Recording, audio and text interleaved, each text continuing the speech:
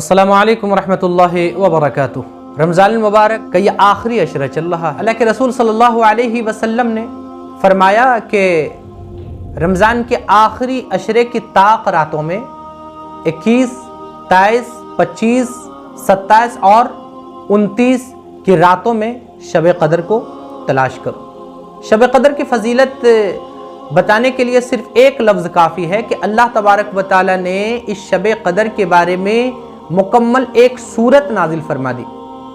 आप समझ सकते हैं कि जिस चीज़ के नाम से मुकम्मल सूरत नाजिल कर दी जाए उसकी क्या अज़मत और क्या फजीलत हो सकती है। इसीलिए आज हम बात करेंगे कि शब क़द्र की रातों में क्या करना चाहिए, शब क़द्र की रातों को किस तरह से गुजारना चाहिए। आप अगर YouTube पे जाएं तो बहुत सारी नमाजें और अज़कार और तस्बीहात आपको मिलेंगी, लेकिन असल क्या काम करना है कि कम करने से भी ज़्यादा सवाब हासिल कर सके उसका तज़किरा हम करेंगे।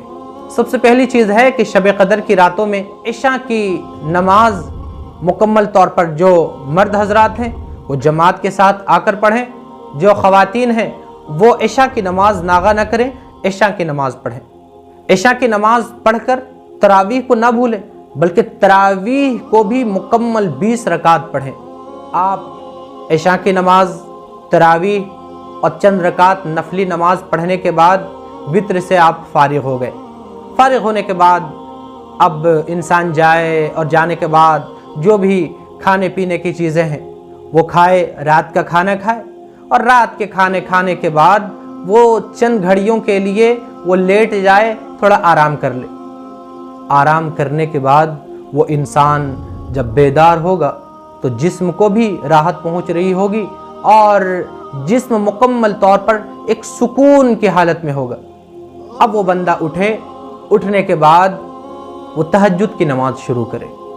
याद रखें, अल्लाह के रसूल सल्लल्लाहु अलैहि वसल्लम ने फरमाया कि तहज्जुद से बेहतर कोई भी नमाज नफली इबादतों में कोई भी नमाज नहीं है।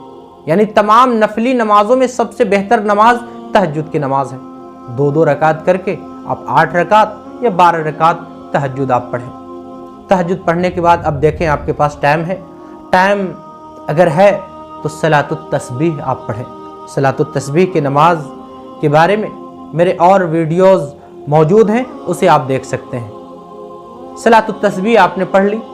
अब भी अगर आपके पास टाइम है तो 2 रकात सलातुत तौबा पढ़ लीजिए कि अल्लाह हमने कितने अपने ऊपर जुल्म किए हैं, कितने गुनाह किए हैं, छुप कर लोगों के सामने उन गुनाहों से तौबा कीजिए। 2 रकात सलातुत तौबा पढ़ने के बाद अल्लाह तबारक व तआला से दुआ कीजिए, मग़फ़िरत की दुआ कीजिए। अब भी अगर आपके पास टाइम है तो 2 रकात सलातुल हाजत पढ़िए। कोई ऐसे भी बंदे हैं जिसको कोई औलाद नहीं, अल्लाह से सलातुल हाजत की 2 रकात नमाज पढ़ के अपनी हाजतों को अल्लाह से कहिए कि अल्लाह मेरे औलाद नहीं, आप औलाद अता फरमाइए। कोई बीमार है घर में या आप खुद बीमार हैं, अल्लाह से 2 रकात सलातुल हाजत पढ़ करके अल्लाह से गिड़गिड़ाइए, रोइए और अपनी बीमारी के बारे में बताइए। इंशाअल्लाह अल्लाह तबारक व तआला शिफायाब करेंगे। कोई अगर ऐसा है कि घर में परेशानी ही परेशानी के हालात हैं, अपने परेशानी के बारे में भी सलातुल हाजत पढ़ करके बता सकते हैं। कोई ऐसा है जिसके कोई औलाद हो नहीं रहे, वो भी अपने औलाद के बारे में दुआ कर सकते हैं। कोई ऐसा है जिनके औलाद तो हैं लेकिन वो नाफरमान है, अपने नाफरमान औलाद की इस्लाह के लिए भी वो दुआ कर सकते हैं। यानी बहुत सारी हाजतें और ज़रूरियात है। इंसान को 2 रकात सलातुल हाजत पढ़ करके अल्लाह तबारक व तआला के सामने अपनी हाजतों को आप बता सकते हैं, अपनी हाजत को अल्लाह तबारक व तआला को सुना सकते हैं। अब भी आप देखें कि आपके पास वक्त है। अगर आपके पास वक्त है तो तीसरा कलिमा पढ़ लीजिए, जितना हो सके 100 बार हो जाए, 200 बार हो जाए, आप तीसरा कलिमा पढ़िए। अब भी वक्त है तो कलमा तैयबा आप 100 बार पढ़ लीजिए।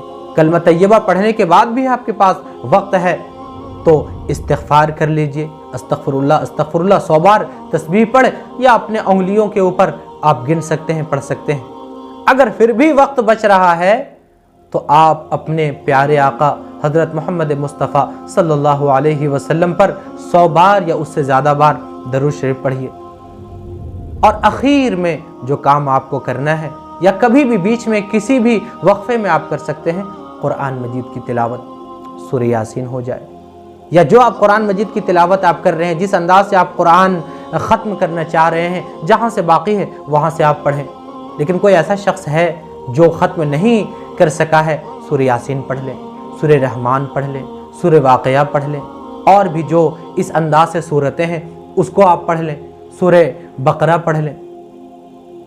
तो इस अंदाज से अगर आप मुकम्मल रात को गुजारेंगे तो उम्मीद है अल्लाह तबारक व तआला आपको शब क़दर की जो 1000 रातों की फजीलत है इंशाअल्लाह अल्लाह ताला आपको ज़रूर इनायत फरमाएंगे।